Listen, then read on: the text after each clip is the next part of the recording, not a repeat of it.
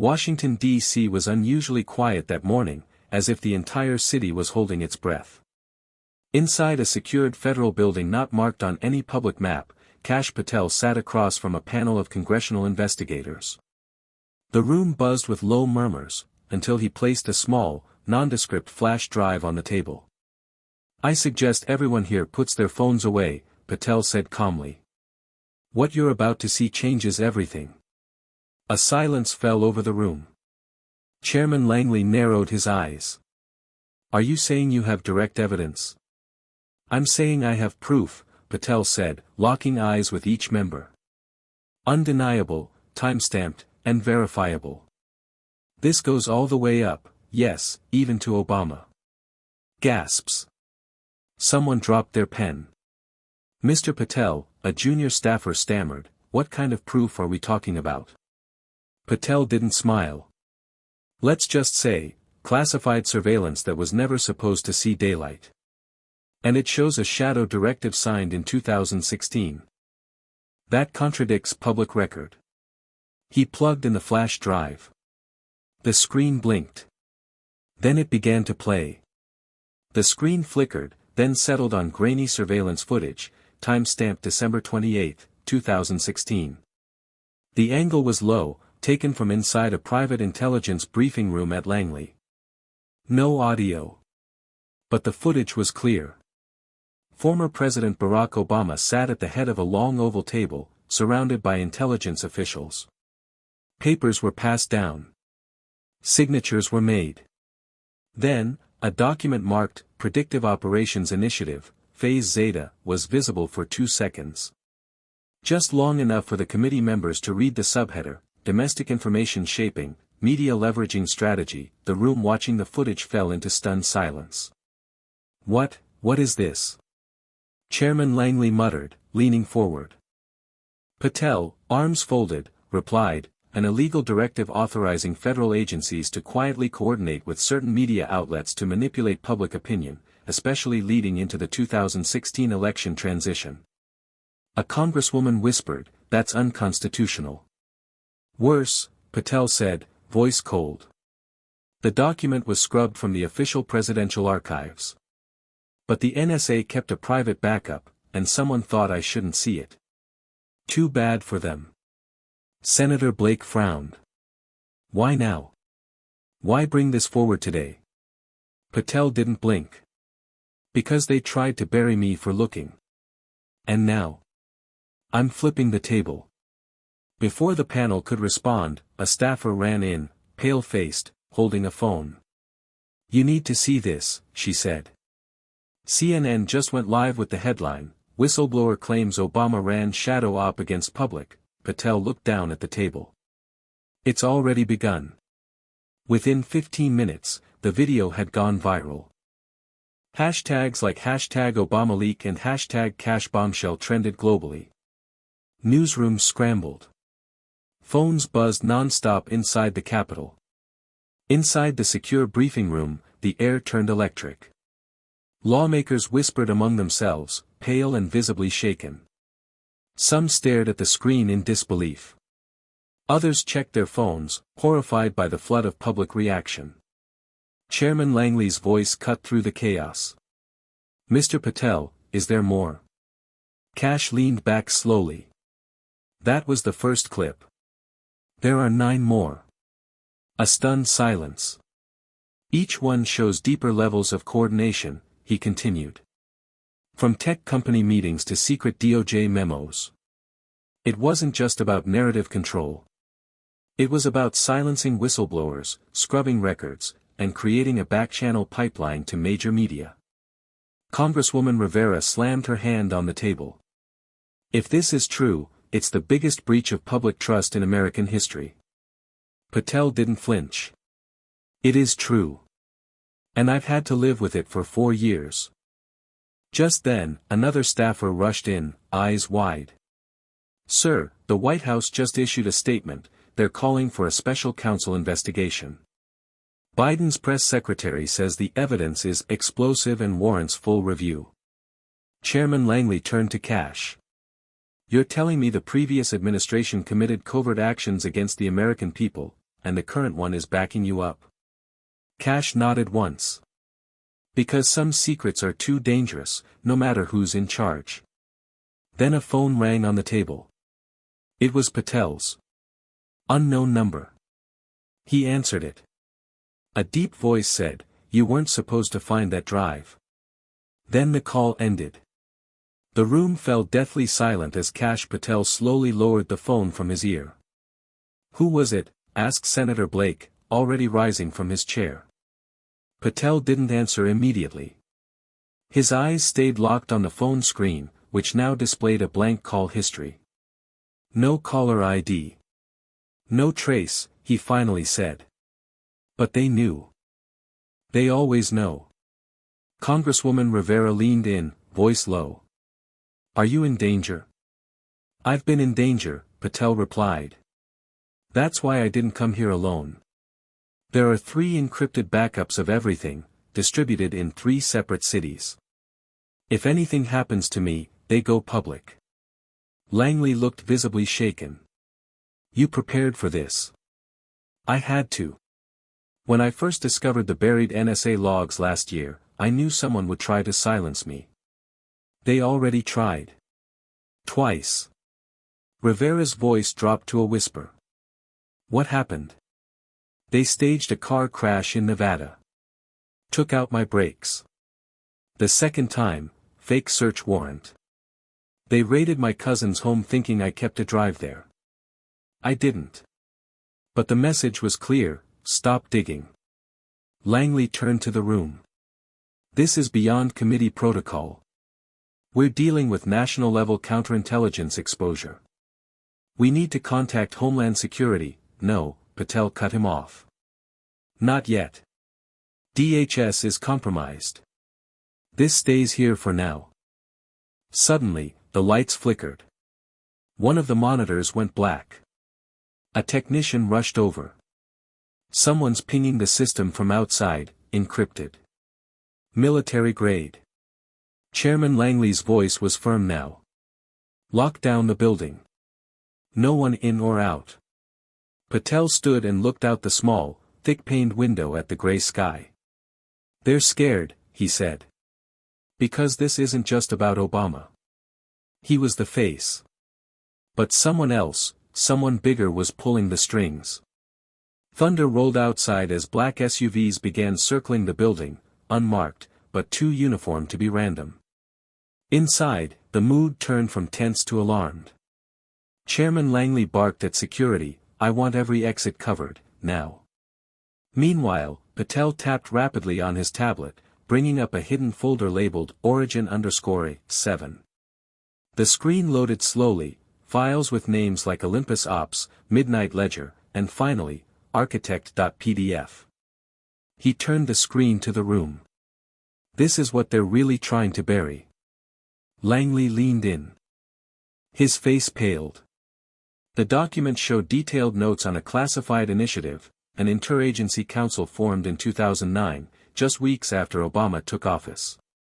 But the shocking part wasn't the structure. It was who chaired it. Name, John Brennan. Role, Strategic Executive, Shadow Clearance Code Handle, Architect. The room erupted. Brennan was CIA Director. Rivera hissed. "Are you telling me he was running an unauthorized policy operation behind the scenes?" "Not just unauthorized," Patel said, his voice steady. "Extragovernmental. This council coordinated between intelligence, media, tech, and foreign liaisons, all to shape the national narrative and ensure no outsider ever disrupted the establishment again." Senator Blake's hand trembled as he picked up a second document from the folder. Protocol Iris, flag, discredit, and suppress emerging populist figures using AI-augmented profiling. His voice cracked. They were planning digital warfare against American citizens, Patel nodded grimly. This wasn't politics. It was containment. Just then, the intercom crackled.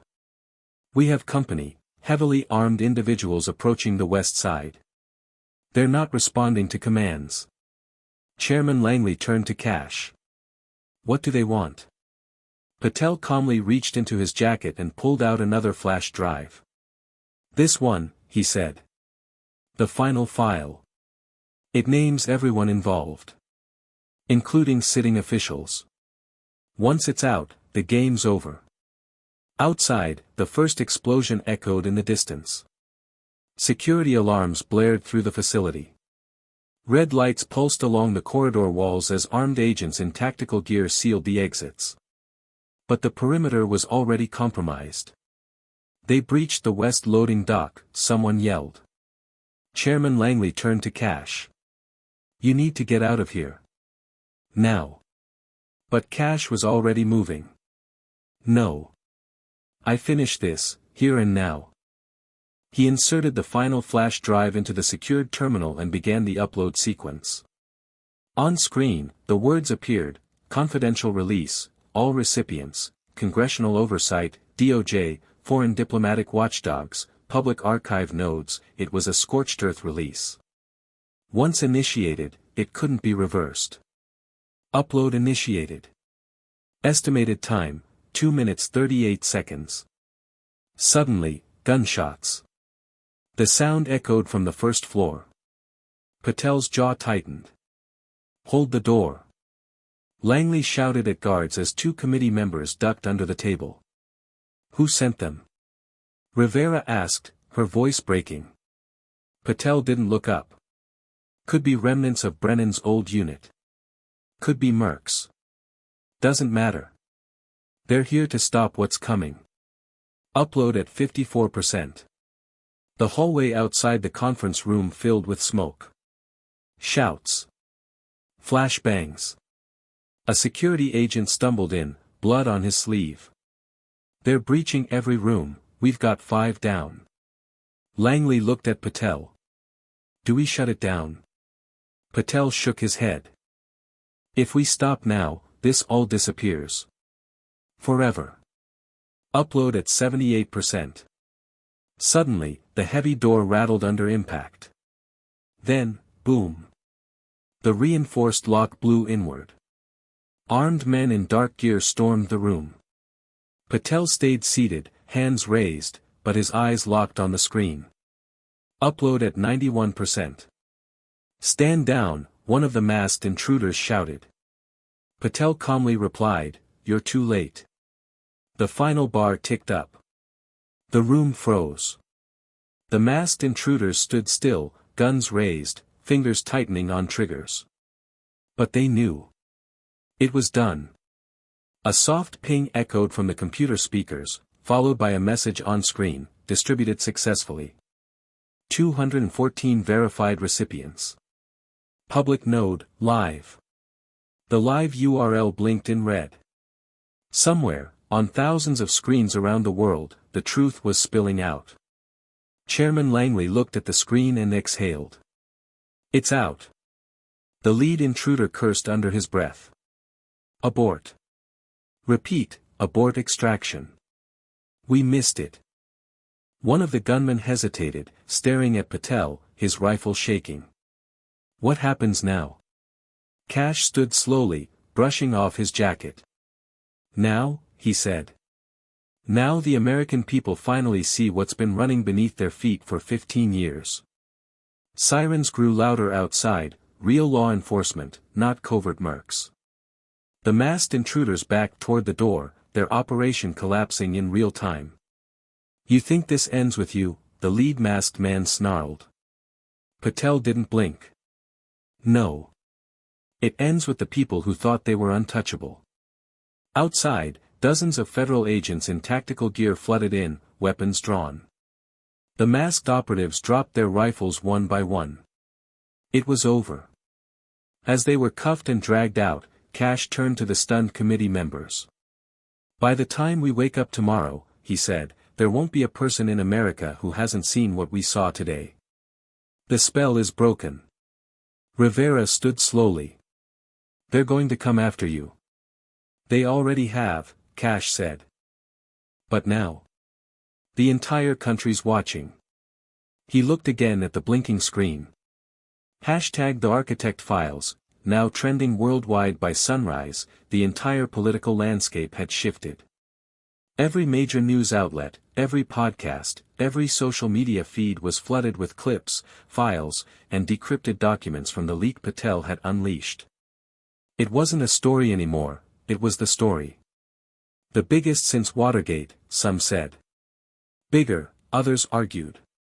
Talk show panels scrambled to book legal experts. International leaders issued statements of concern.